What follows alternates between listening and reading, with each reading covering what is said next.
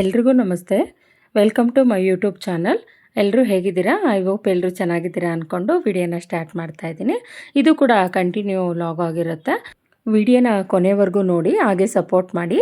ಹಾಗೆ ಯಾರೆಲ್ಲ ಇನ್ನೂ ಸಬ್ಸ್ಕ್ರೈಬ್ ಮಾಡ್ಕೊಂಡಿಲ್ವಾ ಪ್ಲೀಸ್ ಸಬ್ಸ್ಕ್ರೈಬ್ ಮಾಡಿಕೊಂಡು ವಿಡಿಯೋ ನೋಡಿ ಅಂತ ಹೇಳ್ತಾ, ಆವತ್ತು ಬೆಳಗ್ಗೆನೇ ಬೇಗ ಎದ್ವಿ. 6 ಗಂಟೆಗೆ ಎದ್ದಿದ್ದೀವಿ. 6 ಗಂಟೆಗೆ ಎದ್ವಿ. ಇನ್ನು ಮಕ್ಕಳು ಮಲಗಿದ್ರು. ನನ್ನ ಮಗಂಗೆ ಮಾತ್ರ ಖಂಡಿತ ಅವನು ಆಟ ಆಡಬೇಕು, ಬೇಗ ಎದ್ಬಿಡ್ತಾನೆ. 6 ಗಂಟೆಗೆ ಎದ್ಬಿಟ್ಟು ನೋಡಿ ಆಗಲೇ ಬ್ಯಾಟೆಲ್ಲ ಹಿಡ್ಕೊಂಡು ಟೇಪೆಲ್ಲ ಕಿತ್ತೋಗಿತ್ತಲ್ಲ, ಅದಕ್ಕೆ ಅದನ್ನೆಲ್ಲ ಹಾಕೊತಾ ಇದ್ದಾನೆ. ಅದನ್ನು ಹಾಕ್ಕೊಂಡು ಅವ್ರಿಗೆಲ್ಲ ಎದ್ದೊಳಿಸ್ತಿದ್ದಾನೆ, ಬನ್ನಿರಿ ನಾವು ಆಟ ಆಡಬೇಕು ಅಂತ ಹೇಳ್ಬಿಟ್ಟು ಹುಡುಗರನ್ನೆಲ್ಲ. ಅದಕ್ಕೆ ಅಂತ ಅವರು ಎದ್ದೊಳ್ತಿಲ್ಲ. ಒಂದು ಕಡೆ ನಮ್ಮ ನಾದಿನಿ, ಇವರು ಕಾಫಿ ಲವರು ಟೀ ಲವರು, ನಮ್ಮ ನಾದಿನಿರಿಬ್ರು ಅವರು ಕಾಫಿ ಟೀ ಕುಡಿದೆಲ್ಲ ಯಾವ ಕೆಲಸನೂ ಮುಂದಕ್ಕೆ ಹೋಗೋದೇ ಇಲ್ಲ ಅವ್ರಿಗೆ. ಅದಕ್ಕೆ ಅಂತ ಹೇಳ್ಬಿಟ್ಟು ಫಸ್ಟ್ ಕಾಫಿ ಕುಡಿದ್ಬಿಟ್ಟು ಕೆಲಸ ಮಾಡೋಣ ಅಂತ ಹೇಳ್ಬಿಟ್ಟು ನಮ್ಮ ನಾದಿನಿ ಕಾಫಿ ಮಾಡ್ತಿದ್ದಾರೆ. ಟೀ ಬೇಕಾದ್ರಿಗೆ ಟೀ, ಕಾಫಿ ಬೇಕಾದ್ರೆ ಕಾಫಿ. ಅಮ್ಮ ನೋಡಿ ಬೇಗ ಎದ್ಬಿಟ್ಟು ಕಸ ಎಲ್ಲ ಹೊಡೆದು, ಪಾಪ ನೀರು ಬರ್ತಿದ್ವಂತೆ, ಅದಕ್ಕೆ ಅಂತ ಹೇಳ್ಬಿಟ್ಟು ಎಲ್ಲದಕ್ಕೂ ಹಿಡ್ದಿಟ್ಟಿದ್ದಾರೆ. ಒಳಗಡೆ ಬಚ್ಚಲ ಮನೆಗೂ ಒಂದು ಡ್ರಮ್ಮು, ಒಂದು ದೊಡ್ಡ ತಟ್ಟಿ ಎಲ್ಲ ಹಿಡ್ದು ಇನ್ನೂ ಬರ್ತಿದ್ವೇನೋ, ಅದಕ್ಕೆ ಎಲ್ಲ ಆ ಥರ ತಪ್ಪಲೆಗೆಲ್ಲ ಹಿಡ್ದಿಟ್ಟು ಅವರು ಕೆಲಸ ಮಾಡ್ತಿದ್ರು.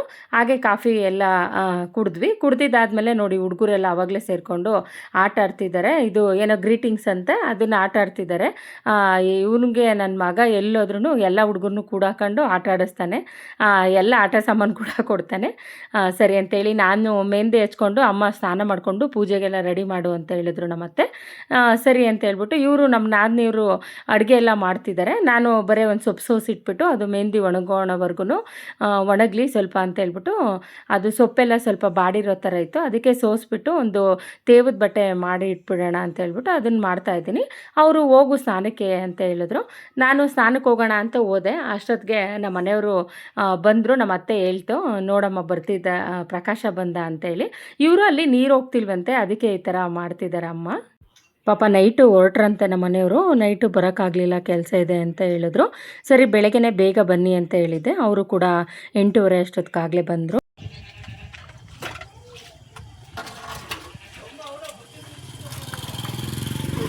Hi, welcome to. ನಾನು ವಿಡಿಯೋ ಮಾಡ್ತಿರೋದು ನೋಡಿ ನಮ್ಮ ಮನೆಯವರು ಎಲ್ರಿಗೂ ಆಯ್ ಅಂತ ಹೇಳಿದ್ರು.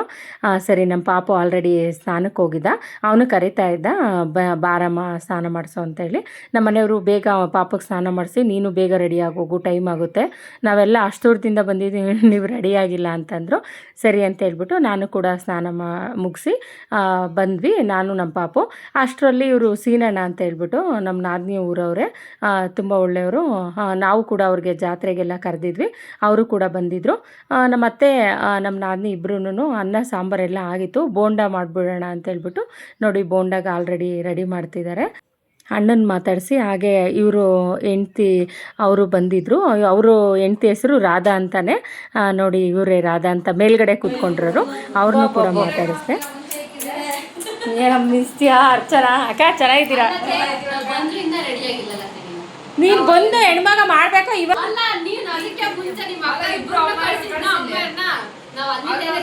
ನಾವು 1 ಗಂಟೆವರೆಗೂ ಮಾಡಿ ಮಲಗಿರೋದು.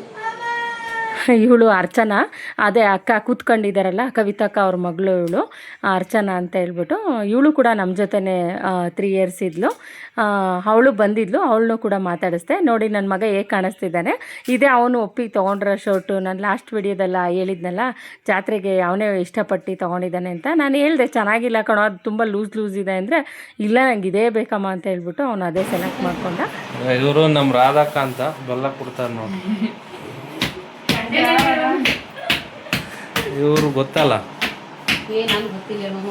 ಅರ್ಚನಾ ಅಂತ.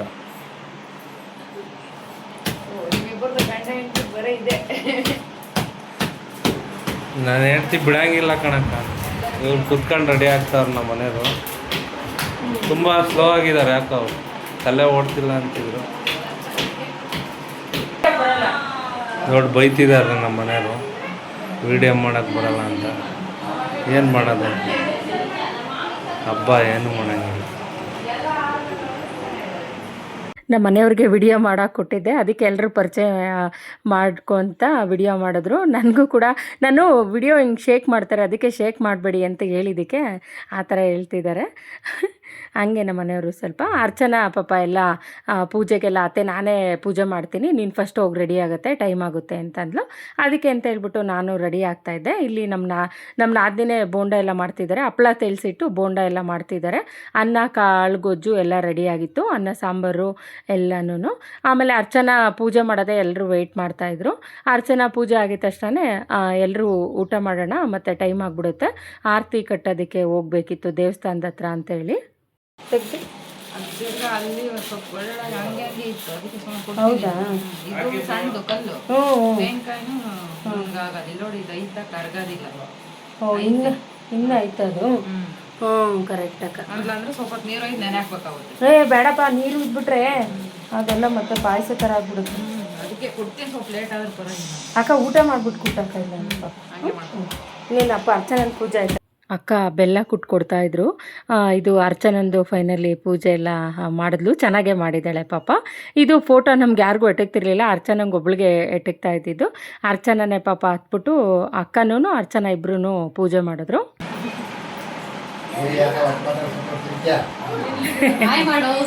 ಯಾಕೆ ಹೋಯ್ತಕ್ಕ ತಟ್ಟೆಲಿ ತಿಂತಿದ್ಯಾ? ಯಾವಾಗೂ ತಟ್ಟೆಗೆ ತಿಂತೀಯ, ಒಂದಿನ ಬಾಳೆ ಹೇಳ್ತೀನಿ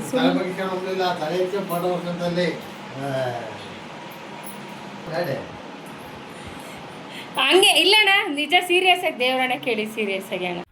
ಎಲ್ಲರೂ ಕೂತ್ಕೊಂಡು ಊಟ ಮಾಡಿದ್ವಿ. ನಮ್ಮನೆಯವರು ಬಾಳೆ ಎಲೆ ಹಾಕಿ ಕರೀತಾ ಇದ್ದಾರೆ, ನೀನು ಬನ್ನಿರಿ ಪಕ್ಕದಲ್ಲೇ ಊಟಕ್ಕೆ ಅಂತ ಹೇಳ್ಬಿಟ್ಟು ಪಾಪ ಹಾಕ್ಸಿ ಅದಕ್ಕೆಲ್ಲ ಇಡಿಸ್ತಿದ್ರು.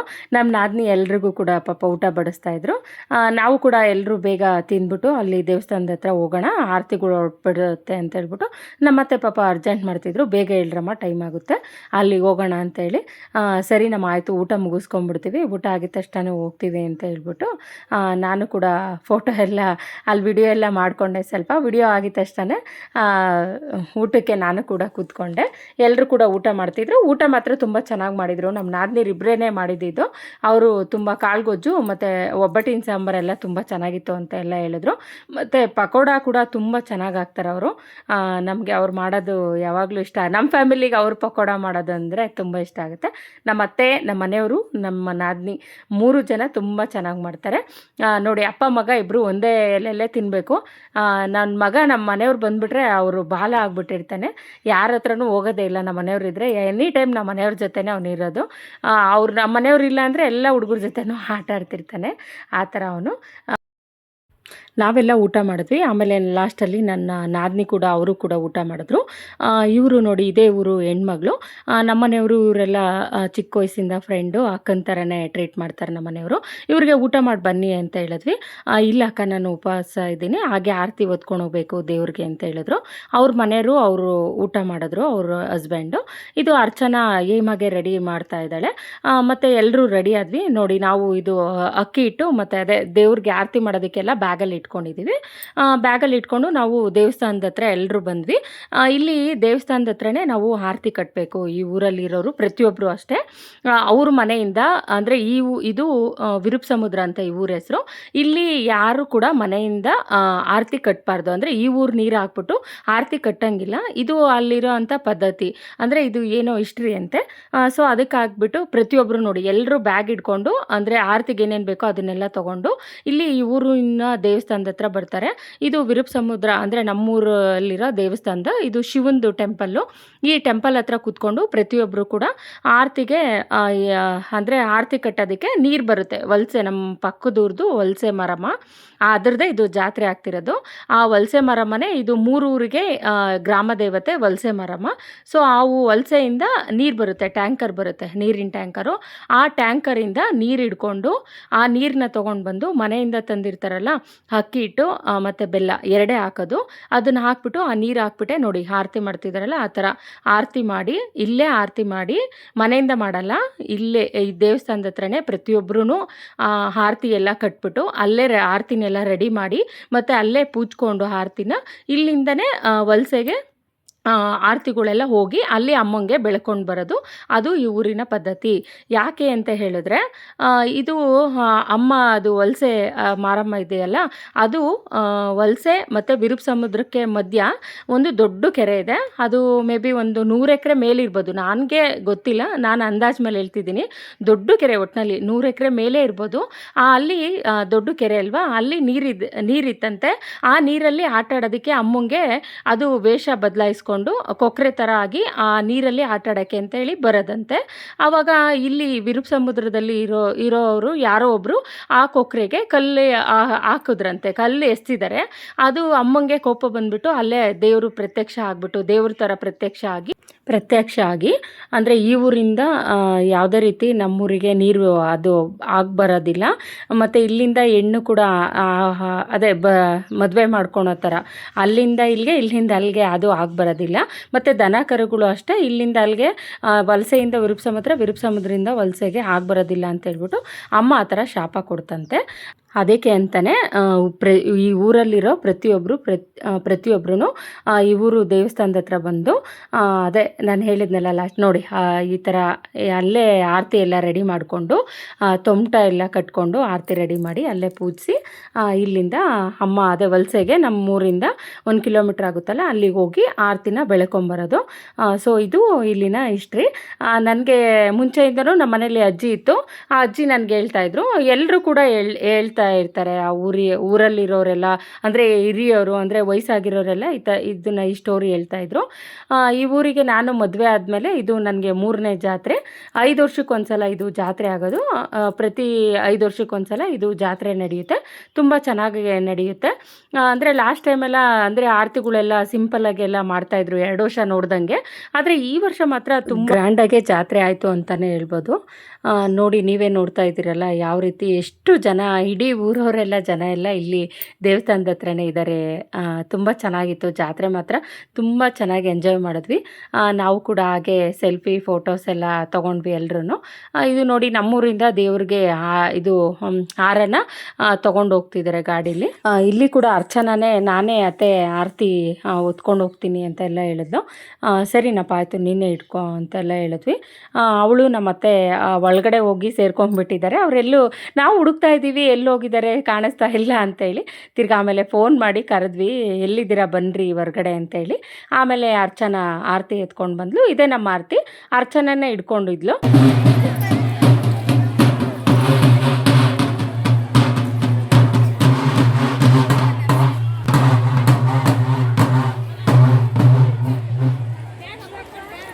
ನಿಜ ಹೇಳಬೇಕು ಅಂದರೆ ಈ ತಾಯಿ ಸತ್ಯವಂತನೇ ಅಂತಲೇ ಹೇಳ್ಬೋದು. ಯಾಕೆಂದರೆ ನನಗೆ 5 ವರ್ಷ ಮಕ್ಕಳಾಗಿರಲಿಲ್ಲ. ಆವಾಗ ಇಲ್ಲಿ ನಮ್ಮೂರಲ್ಲಿ ಜಾತ್ರೆ ಆಯಿತು. ಆ ಜಾತ್ರೆಗೆ ಎಲ್ಲರೂ ಬಂದಿದ್ವಲ್ಲ, ಹಾಗೆ ಪೂಜೆ ಮಾಡಿಸ್ಕೊಂಬರೋಣ ಅಂತ ಹೋಗಿದ್ವಿ. ಆವಾಗ ನಮ್ಮಮ್ಮ, ನಾನು, ನಮ್ಮ ಅತ್ತೆ, ನಮ್ಮ ಮನೆಯವರೆಲ್ಲ ಹೋಗಿ ಪೂಜೆ ಮಾಡಿಸ್ಕೊಂಡು ಬಂದ್ವಿ. ಅಲ್ಲಿ ಅಮ್ಮ ಹೇಳ್ತು ಏನಾದರೂ ಹರಕೆ ಮಾಡ್ಕೋ ದೇವ್ರಿಗೆ ಅಂತ. ನಾನಿದ್ದು ತಾಯಿ ನೆಕ್ಸ್ಟು ನೀನು ಜಾತ್ರೆ ಅಷ್ಟೊತ್ತಿಗೆ ನನಗೆ ಮಗು ಆದರೆ ನಾನು ನಿನಗೆ ಉಪವಾಸ ಇದ್ಬಿಟ್ಟು ಆರತಿ ಹೊತ್ಕೊಂಡು ಬರ್ತೀವಿ, ಹಾಗೆ ಮರಿ ಕಡ್ದ್ಬಿಟ್ಟು ನಿನಗೆ ಇಲ್ಲೇ ಊಟಕ್ಕೆ ಹಾಕ್ಸಿ ಎಲ್ಲರಿಗೂ ಜನಕ್ಕೆ ಹೋಗ್ತೀನಿ ಅಂತ ಹೇಳ್ಬಿಟ್ಟು ಹರಕೆ ಮಾಡ್ಕೊಂಡಿದ್ದೆ. ನಾನು ಹರಕೆ ಮಾಡಿಕೊಂಡು 1 ತಿಂಗಳಲ್ಲೇ ನಿಜ ನನಗೆ ಪ್ರೆಗ್ನೆಂಟ್ ಕನ್ಫರ್ಮ್ ಆಯಿತು. ಹೇಳಬೇಕು ಅಂದರೆ ಇದು ಸತ್ಯವಾದ ಅಮ್ಮ ಅಂತಲೇ ಹೇಳ್ಬೋದು. ಆಮೇಲೆ ನೆಕ್ಸ್ಟು 5 ವರ್ಷಕ್ಕೆ ನೆಕ್ಸ್ಟ್ ಜಾತ್ರೆ ಕೂಡ ಬಂತು. ಆ ಜಾತ್ರೆಯಲ್ಲಿ ಅಮ್ಮಂದು ಹರಕೆ ಕೂಡ ನಾನು ಹೋಗಿ ಉಪವಾಸ ಇದ್ದು ಮತ್ತು ಆರತಿ ಎಲ್ಲ ಹೊತ್ಕೊಂಡು ಹೋಗಿ ಆಮೇಲೆ ಮರಿ ಎಲ್ಲ ಕಡ್ದು ಎಲ್ರಿಗೂ ಊಟ ಹಾಕ್ಸಿ ಬಂದ್ವಿ. ಅದಕ್ಕೆ ಈ ಅಮ್ಮನ್ನ ನಾನು ಸಾಯೋವರೆಗೂ ಮರೆಯೋಂಗೆ ಇಲ್ಲ.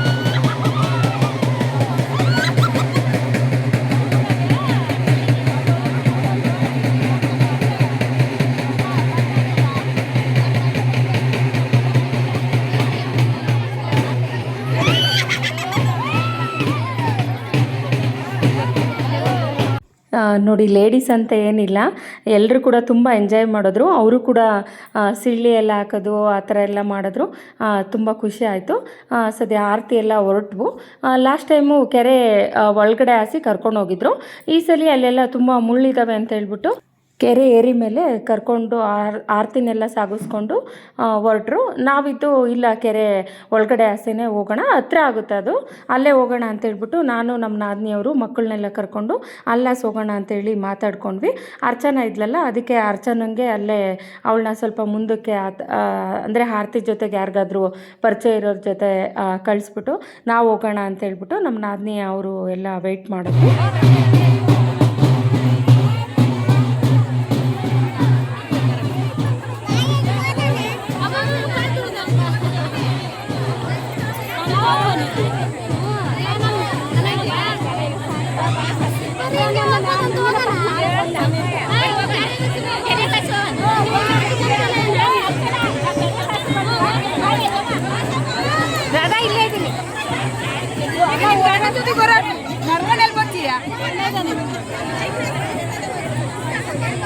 ಬಂದಿಲ್ಲ ಬಂದ್ರಿ ಇವಾಗ ಬಂದವ್ರು ಬಾ ಮನೆಗೆ.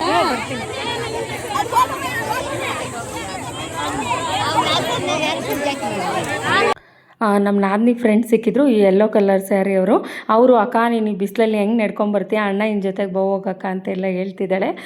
ಇಲ್ಲ ಬರ್ತೀನಿ, ಅಣ್ಣ ಎಲ್ಲೋ ಕೆಲಸ ಇದೆ ಅಂದರೆ ಚಿಕನ್ ಕಟ್ ಮಾಡಿಸ್ಕೊಂಬರೋಕ್ಕೆ ಅಂತ ಹೇಳಿ ಹೋಗಿದ್ರು. ಅದಕ್ಕೆ ಇಲ್ಲ ನಾನು ನಿಮ್ಮ ಜೊತೆನೇ ಬರ್ತೀನಿ ಅಂತೆಲ್ಲ ಹೇಳಿದೆ. ಸರಿ ಆಯ್ತಕ್ಕ ಬನ್ನಿ ಅಂತ ಹೇಳ್ಬಿಟ್ಟು ನಾವು ಕೆರೆ ಒಳಗಡೆ ಹಾಸಿ ನಡ್ಕೊಂಡು ಹೋಗೋಣ ಅಂತ ಎಲ್ಲರೂ ಹೋಗ್ತಾ ಇದ್ದೀವಿ. ಇದೇ ನೋಡಿ ನಮ್ಮೂರು ದೇವಸ್ಥಾನ, ಶಿವಂದು ಟೆಂಪಲ್ಲು ಚೆನ್ನಾಗಿದೆ ಇದೆಲ್ಲ.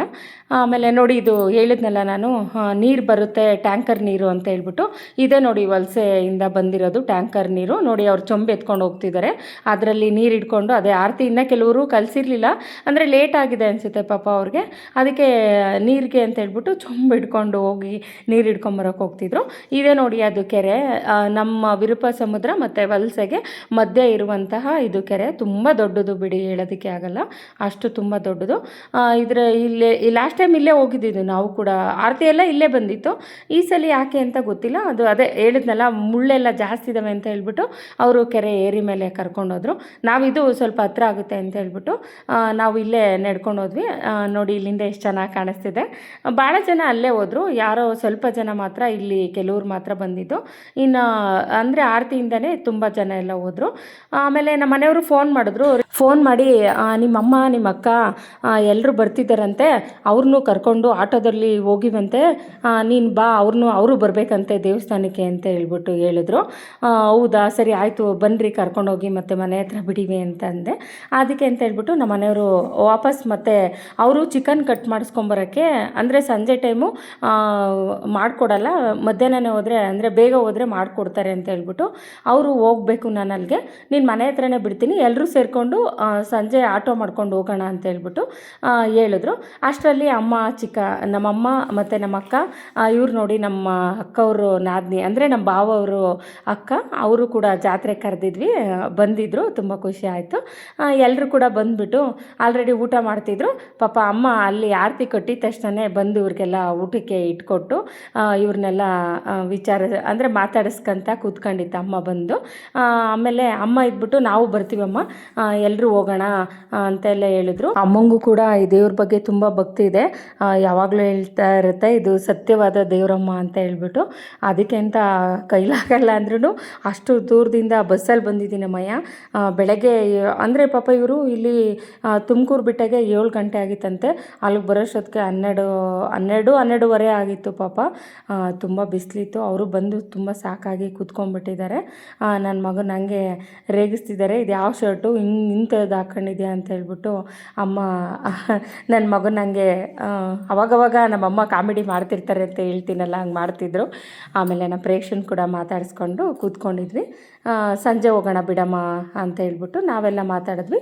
ಅಷ್ಟೊತ್ತಿಗೆ ಬಳೆ ಅವರು ಬಂದರು. ಆಮೇಲೆ ನಾವು ಬಳೆ ತೊಟ್ಕೊಳ್ಳಿ ಅಂತ ಹೇಳ್ಬಿಟ್ಟು ಅಕ್ಕಂಗೆ ಮತ್ತು ಅಕ್ಕವರು ನಾದಿನಿಗೆ ಅಂದರೆ ನಮ್ಮ ಭಾವರ ಅಕ್ಕಂಗೆ ಎಲ್ಲರೂ ಹೇಳಿದ್ವಿ. ಅಷ್ಟೊತ್ತಿಗೆ ನಮ್ಮ ನಾದಿನಿ ಗಂಡ ಕೂಡ ಬಂದರು. ಅಣ್ಣ ಊಟ ಮಾಡಿ ಅಂತೇಳಿ ಕೂತ್ಕೊಂಡು ಹೇಳಿದ್ವಿ. ಅವರು ಇಲ್ಲ ನಾನೇ ಬಳೆ ತೊಟ್ಟಿಸ್ತೀನಿ, ನೀವು ಫಸ್ಟು ಬಳೆ ತೊಟ್ಕೊಳ್ಳಿ, ನಾನು ಆಮೇಲೆ ಊಟ ಮಾಡ್ತೀನಿ ಅಂತ ಹೇಳ್ಬಿಟ್ಟು ಬಳೆ ನೋಡ್ಕೊಳ್ತಾ ಕೂತ್ಕೊಂಡ್ರು ನಮ್ಮ ನಾದಿನಿ ಗಂಡ. ಅವರು ಕೂಡ ತುಂಬ ಒಳ್ಳೆಯವರು, ನಮ್ಮನ್ನು ಕಂಡ್ರೆ ತುಂಬ ಅವ್ರಿಗೆ ಅಭಿಮಾನ ಪ್ರೀತಿ ಎಲ್ಲ ಇದೆ, ತುಂಬ ಚೆನ್ನಾಗಿ ನೋಡ್ಕೊತಾರೆ ಅವ್ರ ಮನೆಗೆಲ್ಲ ಹೋದರೆ. ಅಮ್ಮ ಈ ಬಳೆ ಬೇಡ ಆ ಬಳೆ ತೊಟ್ಕ ಅಂತೆಲ್ಲ ಹೇಳ್ತಿರ್ತಾರೆ. ಅಮ್ಮಂಗೆ ಬಳೆ ಹೂವು ಅಂದರೆ ತುಂಬ ಇಷ್ಟ ಪಾಪ. ಆಮೇಲೆ ನಾವು ನಿಮ್ಗೆ ಯಾವುದು ಬೇಕೋ ಅದನ್ನು ಹಾಕಿಸ್ಕೊಳ್ಳಿ ಅಂತ ಹೇಳ್ಬಿಟ್ಟು ಹೇಳಿದ್ವಿ. ನಾನು ನಮ್ಮ ಬಾವರ ಅಕ್ಕ ಅಮ್ಮ 4 ಜನ ನಮ್ಮಕ್ಕ 4 ಜನ ಹಾಕಿಸ್ಕೊಂಡಿದ್ದು. ಪ್ರೇಕ್ಷಂಗೆ ಅಂದಿದ್ದಕ್ಕೆ ಇಲ್ಲ ಬೇಡ ಅಂತಂದರು. ಆಮೇಲೆ ಅವರು ಅದೇ ನಮ್ಮ ನಾದಿನಿಯವರು ಆರತಿ ಹೊತ್ಕೊಂಡು ಹೋಗಿದ್ರಲ್ಲ ಪಾಪ ಅವ್ರು ಇನ್ನೂ ಬಂದಿರಲಿಲ್ಲ. ಅದಕ್ಕೆ ಅವರು ಬಂದಮೇಲೆ ಇನ್ನೂ ಸಂಜೆವರೆಗೂ ಬರ್ತಾನೆ ಇರ್ತಾರೆ ಬಳೆ ತೋರಿಸೋರು. ಅದಕ್ಕೆ ಅಂತ ಹೇಳ್ಬಿಟ್ಟು ಅವ್ರು ಬಂದಾಗ ತೋರ್ಸೋಣ ಬಿಡು ಅಂತ ಹೇಳ್ಬಿಟ್ಟು ಮಾತಾಡಿದ್ವಿ. ನಾನು ಹೇಳ್ತಾ ಇದ್ದೀನಿ, ಅಮ್ಮ ನನಗೆ ಬೇಡ, ನನ್ನ ಸೈಜ್ ಬಳೆ ಸಿಗಲ್ಲ ಅಂತ ಹೇಳ್ತಿದ್ದೀನಿ. ನಮ್ಮಮ್ಮ ಇಲ್ಲಮ್ಮಯ್ಯ ಹಾಕಿಸ್ಕೊಂಡ್ಲೇಬೇಕು ಅಂತ ಹೇಳ್ಬಿಟ್ಟು ಹುಡುಕಿ ಅಮ್ಮ ಸೆಲೆಕ್ಟ್ ಮಾಡಿ ಅಮ್ಮನೇ ಸೆಲೆಕ್ಟ್ ಮಾಡಿಕೊಟ್ರು. ಇವನು ತೊಟ್ಕ ನೀನು ಚೆನ್ನಾಗಿ ಕಾಣಿಸ್ತೀಯ ಅಂತ ಹೇಳ್ಬಿಟ್ಟು. ಹೇಳಿದ್ನಲ್ಲ ನಮ್ಮಮ್ಮಂಗೆ ಬಳೆ ಹೂವು ಅಂದರೆ ಅಷ್ಟಿಷ್ಟು ಇಷ್ಟ ಇಲ್ಲ. ಎಲ್ಲನ ಫಂಕ್ಷನ್ಗೆ ಹೋದ್ರು ಅಷ್ಟೇ ಊರಿಂದನೇ ನಮಗೆಲ್ರಿಗೂ ಹೂವು ತಗೊಂಡು ಬಂದು ಕೊಡ್ತಾರೆ ಅಮ್ಮ. ಹಂಗೆ ಅಮ್ಮ ಆ ಥರ ಸರಿ ಅಂತ ಹೇಳ್ಬಿಟ್ಟು ಅಮ್ಮ ನನಗೆ ಬೇಡ ಒಂದು ಹಾಕ್ರಿ ಅಂತಲೂ ಹೇಳಿದ್ರು, ಕೇಳಲಿಲ್ಲ. ಅವರು ಒಂದೊಂದು ಕೈಗೆ ಒಂದೊಂದು ಡಜನ್ ಬಳೆನ ತೊಡಿಸಿದ್ರು. ಬೇಡ ಅಂತ ಎಷ್ಟು ಹೇಳಿದ್ರು ಕೇಳಲಿಲ್ಲ. ಸರಿ ಆಯಿತು ಬಿಡು ಅಂತ ಹೇಳ್ಬಿಟ್ಟು ಅಮ್ಮನ ಇಷ್ಟ ಯಾಕೆ ತಪ್ಪಿಸೋದು ಅಂತ ಹೇಳ್ಬಿಟ್ಟು ಎಲ್ಲರೂ ಬಳೆ ತೊಟ್ಕೊಂಡ್ವಿ. ಅಷ್ಟರೊಳಗಡೆ ನಮ್ಮ ನಾದಿನಿ ಮಗ ಮೇಕೆ ಹಿಡ್ಕೊಂಡು ಬಂದ.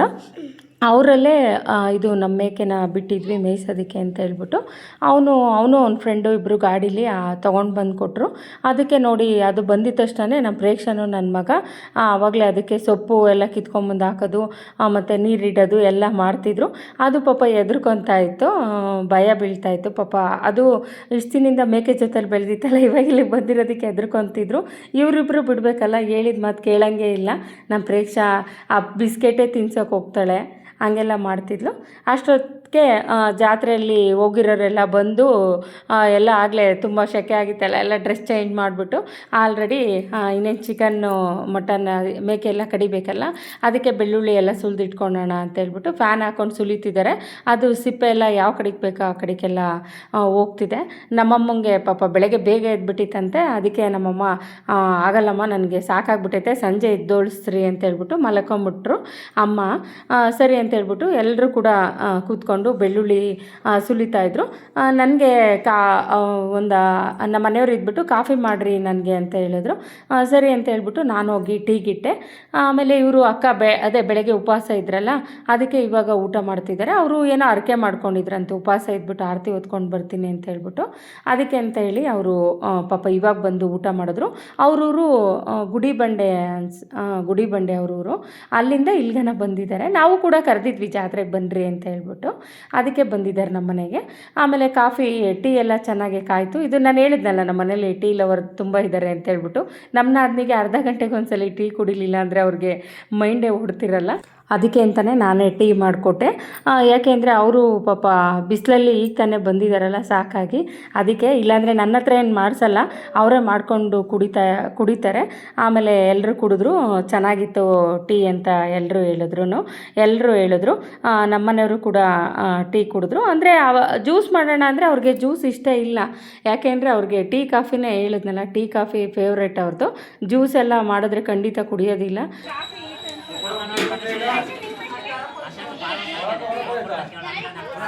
ಪಾರ್ಬೇಡ, ನನ್ನ ಮಗನ ತೆಗೆ ಹೇಳಿರಪ್ಪ, ಆಮೇಲೆ ತಗೊಂಬರೋರ್ಗು ಬಿಡಲ್ಲ ಅವನು.